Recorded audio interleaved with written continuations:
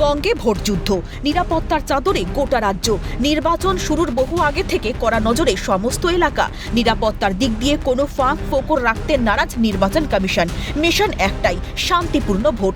তবে ভোটারদের ওপর নজর দিতে গিয়ে বাংলায় অবহেলিত ভোট কর্মীরাই। প্রথম দফার নির্বাচন শুরুর আগে কমিশনের বিরুদ্ধে উঠছে একাধিক অভিযোগ। বুধবার সকাল থেকেই কমিশনের বিরুদ্ধে অব্যবস্থার অভিযোগ তুলে ভোট কর্মীদের বিক্ষোভ দেখা যায় দুর্গাপুর ও বীরভূমে। এবার ঘটনা আলিপুরদুয়ারে। আলিপুরদুয়ার বিশ্ববিদ্যালয় ডিসিআরসি সেন্টারে ভোটের ডিউটি পড়েছে বিশেষভাবে সক্ষম ব্যক্তিদেরও। অভিযোগ, আবেদন করার পরেও বাতিল হয়নি সেই ডিউটি। বাধ্য হয়ে পরিবারের সদস্যদের সহযোগিতায় তারা এসে পৌঁছেছেন ডিসিআরসি সেন্টারে। দেখতে পাই না, আমাকে এখান থেকে দেখতে হয় সবকিছু। এটা 6/60, এটা 6/36। তারপর আপনাকে ভোটের ডিউটি দেওয়া হয়েছে? ডিউটি দিয়েছে। আবেদন করেননি বাতিল করানোর জন্য? হ্যাঁ করেছি, ওটা হয়নি, সম্ভব হয়নি। তারপরে এখানে আসতে বলেছে আমাদেরকে, এখানে এসেছি। জানি আমি হ্যান্ডিক্যাপ করাই তো সব কিছু করা, হ্যান্ডিক্যাপের কাগজ দেওয়া সব কিছু দেওয়া। তারপরেও ডিউটি এসছে, তা এখন কি করবেন?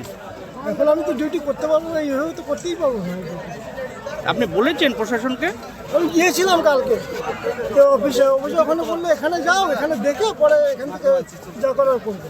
কারোর চোখে সমস্যা, কেউ আবার হাঁটতেও পারে না ঠিক করে। তবুও ভোটের কাজে ডাকা হয়েছে তাদের। কিভাবেই বা কাজ করবেন, কিভাবেই বা পৌঁছবেন ভোট কেন্দ্রে, বিপাকে ভোট কর্মীরা। মলয় দেবনাথের রিপোর্ট, ক্যালকাটা নিউজ।